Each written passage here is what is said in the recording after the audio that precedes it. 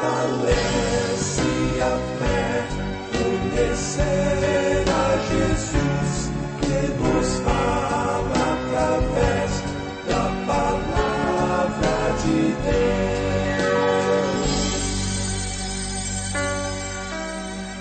Apresentamos Através da Bíblia, o programa que leva você ao estudo sistemático e detalhado do livro dos livros, a Palavra de Deus. Este projeto, que tem como objetivo estudar toda a Bíblia Sagrada em 5 anos, foi idealizado pelo Dr. J. Vernon McGee. Os estudos são produzidos, contextualizados e apresentados pelo pastor e professor Itamir Neves. Convidamos você, ouvinte, a acompanhar esta jornada através da Bíblia. Olá, amigo, estamos iniciando mais um programa da série Através da Bíblia. Com grande prazer e alegria, mais uma vez, entro em contato com você, com o objetivo de dedicar esse tempo para juntos estudarmos a Palavra de Deus. Esse programa tem como objetivo estudar toda a Bíblia Sagrada e já estamos nos aproximando do 5º ano de apresentações diárias, concluindo então o nosso projeto. Nós somos gratos a Deus por ter nos capacitado até agora no estudo e na reflexão da sua palavra. Desejo e oro para que o estudo de hoje sirva para a sua edificação e traga o consolo e a esperança que só a palavra de Deus pode nos dar. Desejo que você usufrua em sua vida, em todas as áreas, em sua vida devocional, na sua vida familiar, na sua vida ministerial e na sua vida profissional, as bênçãos que Deus já nos concedeu em Cristo Jesus. Você que tem nos acompanhado, sabe que logo no início do programa, desse nosso encontro, fazemos o quê? Registramos as correspondências que vocês nos enviam. E hoje eu registro o e-mail que o pastor Dalmi nos enviou com a seguinte mensagem. A graça e a paz de Cristo. Amados, como posso adquirir todos os estudos através da Bíblia que são ministrados pelo pastor Itamir Neves? Tenho ouvido a rádio todos os dias no meu trabalho, e os estudos têm sido de grande valor para mim. Dessa forma, eu gostaria de adquiri-los. Pode me retornar através desse canal. Atenciosamente, pastor Dalmi. Querido colega, querido irmão, nós somos gratos por suas palavras e agradecemos o seu interesse em nosso programa e as suas orações em favor desse programa. Agradecemos a Deus pelo seu interesse em estudar e se aprofundar mais na palavra de Deus. Que Deus te abençoe, que você seja uma bênção entre seus irmãos e familiares e amigos nos mais diversos contextos. Com relação ao seu pedido, à sua informação, quero lhe dizer que você pode adquirir nossos produtos, alguns comentários já feitos, acessando a nossa página na internet, para que você possa ter então conteúdo para poder estudar melhor. E agora eu quero convidá-lo e a todos que nos sintonizam nesse momento a buscar o Senhor através dessa palavra de oração. Pai querido, obrigado pela tua preciosa graça. Diante da tua misericórdia, nos enchemos de ousadia e penetramos na tua presença pelo precioso sangue de Jesus Cristo. Nós queremos a tua bênção sobre nós para essa ocasião. Te pedimos que a tua companhia seja experimentada por todos nós e que possamos ter a iluminação do teu Espírito para entendermos esse texto final de Malaquias. Te agradecemos pelos estudos em Malaquias e te pedimos capacitação para colocarmos em prática a tua palavra. Te pedimos também que nos ilumines nesse momento de estudo, que a tua palavra molde o nosso caráter. Nós oramos em nome de Jesus. Amém. Fortalece a fé, conhecer nosso Deus.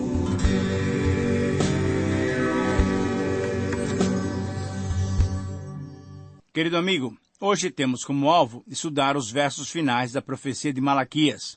Vamos estudar Malaquias 4, 4 a 6. Nesse texto vamos refletir sobre a última mensagem que Deus fez ao seu povo através de Malaquias, lembrando que essa foi a última palavra inspirada antes do Novo Testamento, que só viria a ser manifestado 400 anos depois dessa última palavra profética de Malaquias. Depois de Malaquias, tivemos os 400 anos de silêncio, nos quais Deus não falou mais ao seu povo, só voltando a falar por meio de João Batista. Nessa mensagem final de Malaquias, verificaremos a promessa de um novo tempo, de um tempo futuro, onde o mensageiro do Senhor clamaria, chamaria, convocaria todos para se arrependerem e iniciarem uma nova etapa, uma nova maneira do homem se relacionar com Deus, uma maneira definitiva de relacionamento com Deus. É necessário destacarmos que ser mensageiro divino era e ainda hoje é também algo muito sério e requer de quem exerce essa tarefa muita dependência, muita humildade, muita fidelidade, muita transparência e certamente muita responsabilidade, pois proclama a vontade de Deus. Nos dias do Antigo Testamento, os profetas foram considerados os mensageiros de Deus. Os profetas foram considerados a voz de Deus. Alguns exerceram esse ministério mesmo com uma reação inicial de rejeição ao chamado divino, como, por exemplo, Jeremias, Amós, Jonas e até outros. Mas depois, por entenderem que era responsabilidade e privilégio, aceitaram o ministério. Malaquias, que significa meu mensageiro, foi um deles também. Coube a ele ser a voz de Deus num momento muito difícil, muito delicado do povo de Deus. Coube a Malaquias trazer a contundente mensagem divina que pedia o fim do culto hipócrita e rotineiro. Apesar da oposição do povo e das autoridades que, rebeldes, questionavam continuamente a Deus, ele foi um mensageiro fiel, ousado, mas ele humildemente transmitiu a mensagem e o juízo de Deus contra o seu povo.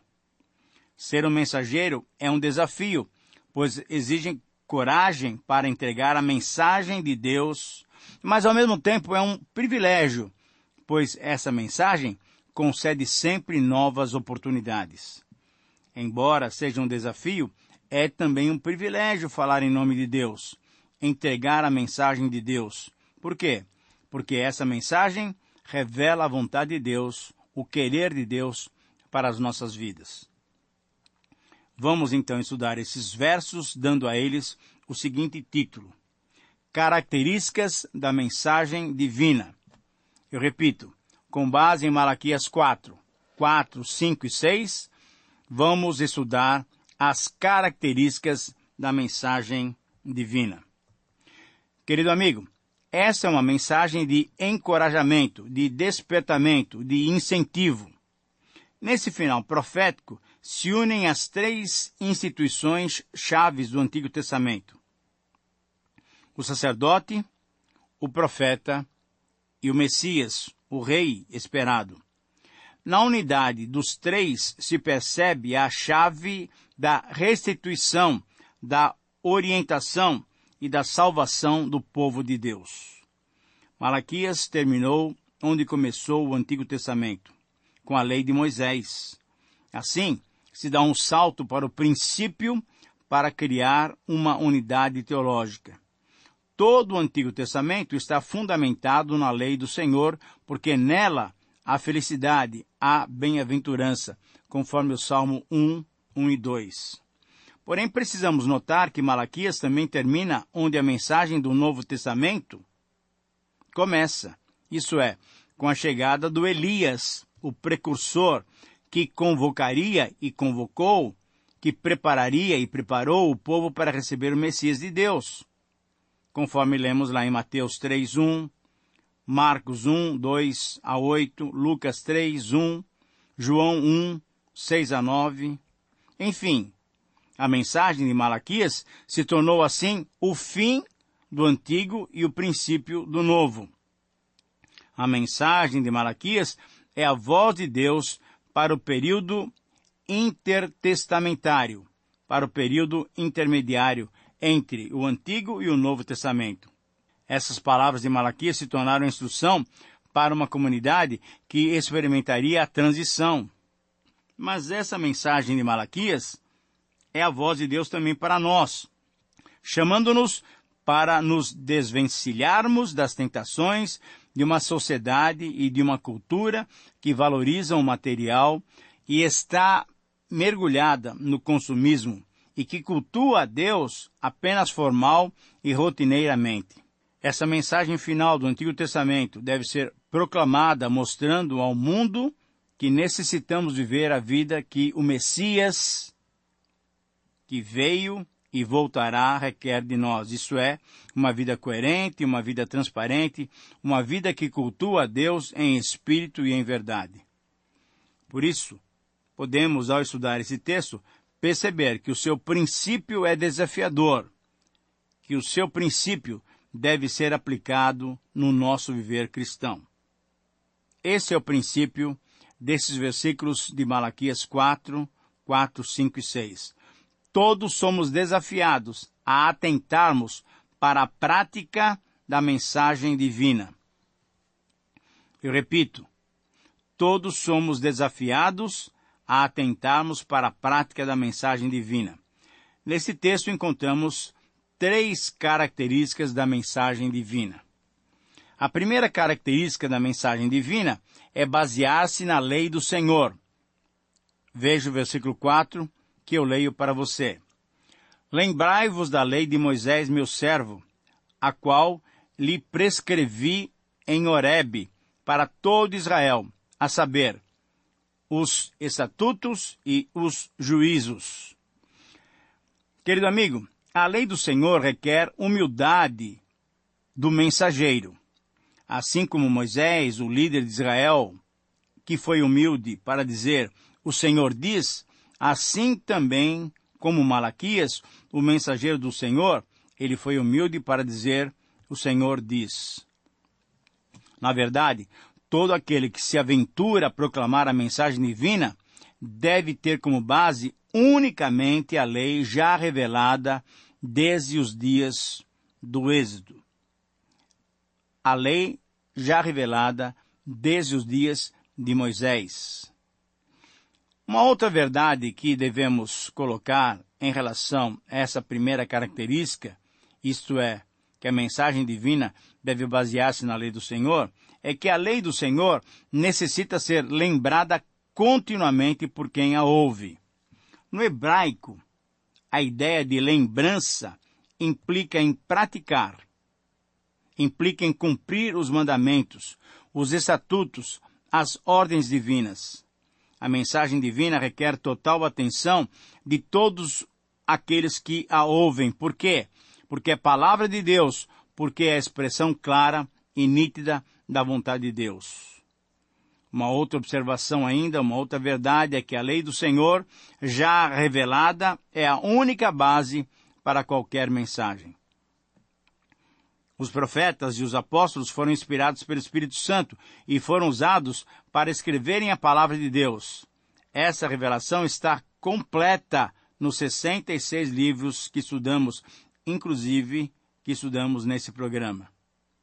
Como disse o apóstolo Pedro, se alguém fale de acordo com os oráculos de Deus. Ou, como lemos em outras versões, se alguém falar, fale segundo as palavras de Deus. Ou, se alguém fala, faça-o como quem transmite a palavra de Deus. Ou ainda, quem prega, pregue a palavra de Deus. Sim, em dias em que muitos têm dito, Deus me falou, precisamos estar atentos para conferir o que ouvimos com a palavra já revelada. Querido amigo, Deus não se contradiz. O que Ele falou através dos seus mensageiros é a sua palavra eterna, é a sua verdade eterna. Para todas as gerações, inclusive para mim e para você. Por isso, então, chegamos a uma segunda característica da mensagem divina. É renovar a promessa divina. Veja o versículo 5. Eu leio para você. Eis que eu vos enviarei o profeta Elias antes que venha o grande e terrível dia do Senhor. 3 observações. Primeiro, A promessa divina mantém renovada a esperança dos fiéis.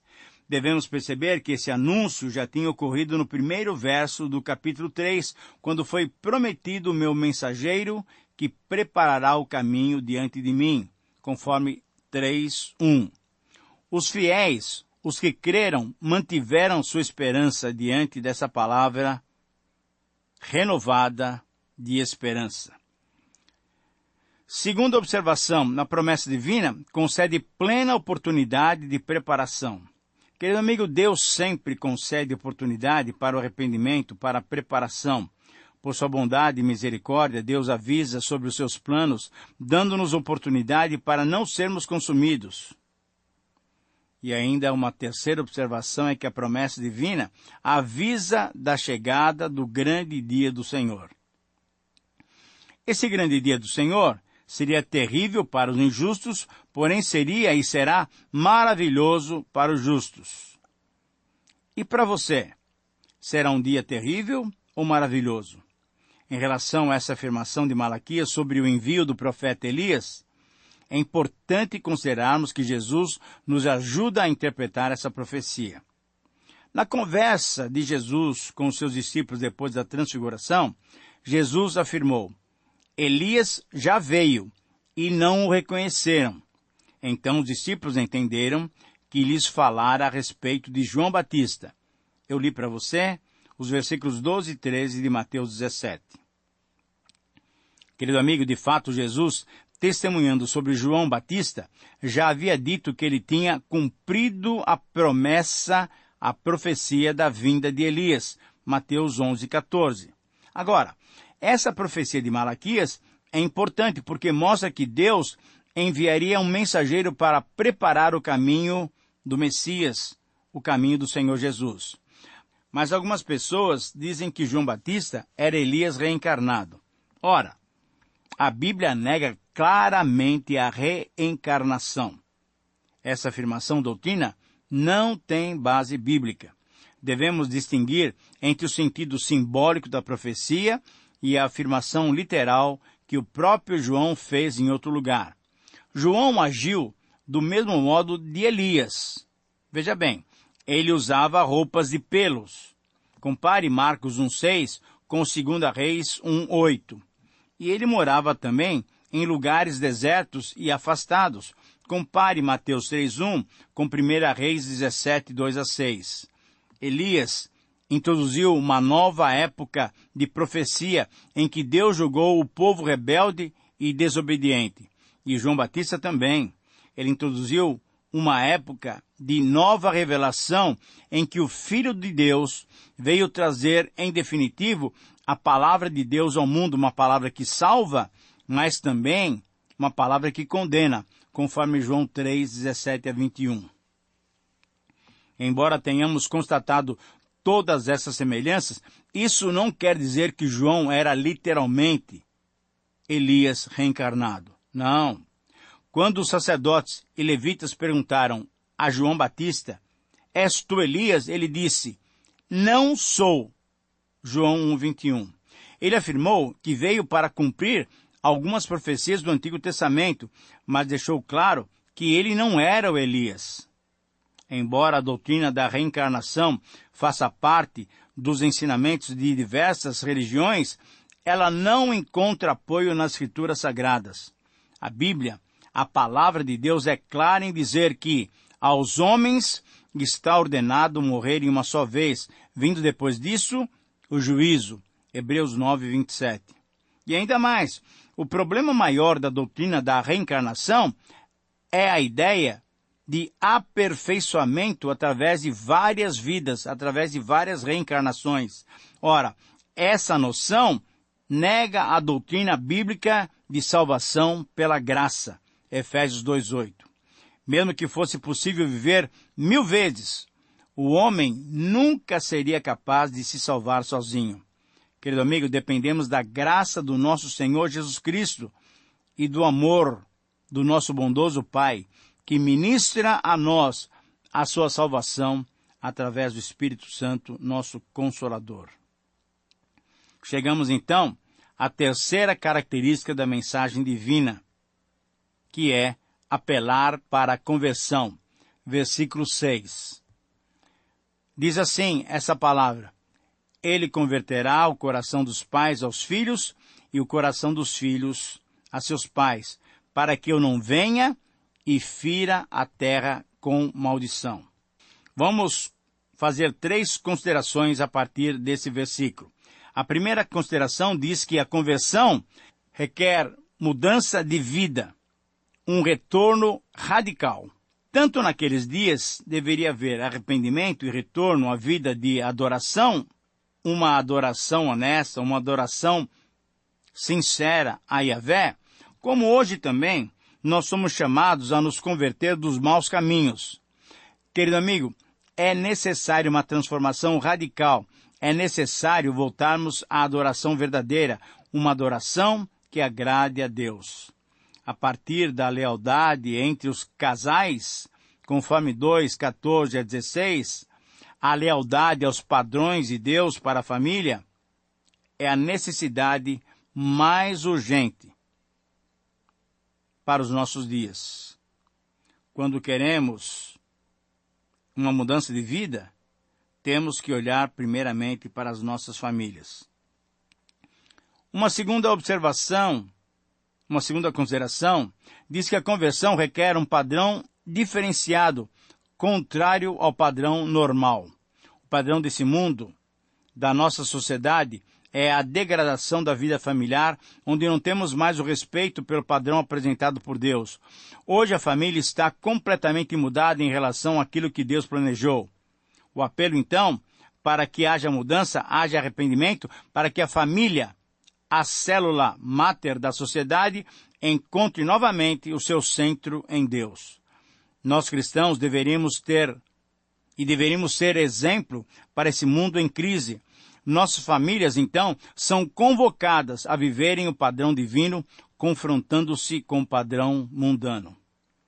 E, finalmente, uma terceira consideração é que a conversão requer transformação para que se evite a maldição.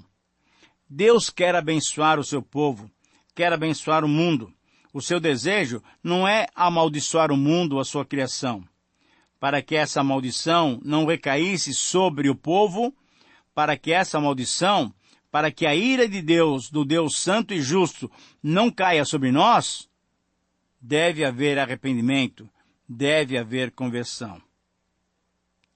Quero concluir dizendo o seguinte: com esse livro de Malaquias, os profetas do Antigo Testamento chegam a um final com um castigo severo sobre o povo de Deus, um castigo causado pela imoralidade evidente, pela infidelidade ultrajante e pela adoração inadequada.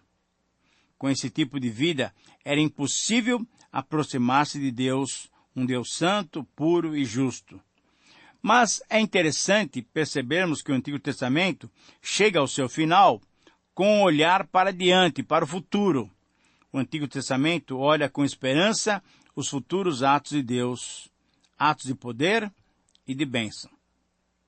Os sacerdotes eram culpados por depreciar a Deus que os amava e os tinha redimido, a quem eles deveriam servir. O povo tinha chegado a duvidar de que Deus era fiel no seu amor para com ele. A maneira como os poderosos tratavam os desfavorecidos demonstrava um total desrespeito com a lei divina. Porque a vida dos israelitas vindos do exílio estava sendo vivida dessa maneira, um século depois do retorno, o Senhor lhes advertia objetivamente: de repente virá ao seu templo o Senhor, a quem buscais, o anjo da aliança, a quem vós desejais. Eis que ele vem, diz o Senhor dos exércitos. Querido amigo, aquele que viria traria o juízo divino sobre os que tinham se afastado do Senhor. Mas, ao mesmo tempo, havia promessa de um livro que estava sendo escrito na presença de Deus. Nesse livro estavam registrados os nomes e os feitos daqueles que eram fiéis, daqueles que temiam o Senhor. Juízo e esperança, promessa e cumprimento, gente pecadora e um Deus santo são as notas finais do Antigo Testamento. Mas em meio a essa mensagem havia a promessa de um caminho preparado para a vinda daquele que traria a mensagem final de Deus para a humanidade. A mensagem de amor, de perdão e graça para com os que se arrependerem e o aceitarem pela fé. Esta é a mensagem de Jesus Cristo. Que você possa ouvir essa mensagem e que você possa aceitar esse mensageiro, o Senhor Jesus Cristo. Querido amigo, um grande abraço e até o próximo programa com a introdução ao livro de Apocalipse. Terminamos mais uma apresentação do programa Através da Bíblia. Esperamos que você nos escreva dando a sua opinião sobre o que ouviu. O nosso endereço é Caixa Postal 18.113, CEP 04626-970, São Paulo, São Paulo. Ou pelo e-mail através da Bíblia @transmundial.com.br. Este programa foi produzido nos estúdios da Transmundial. Meu pecado sim.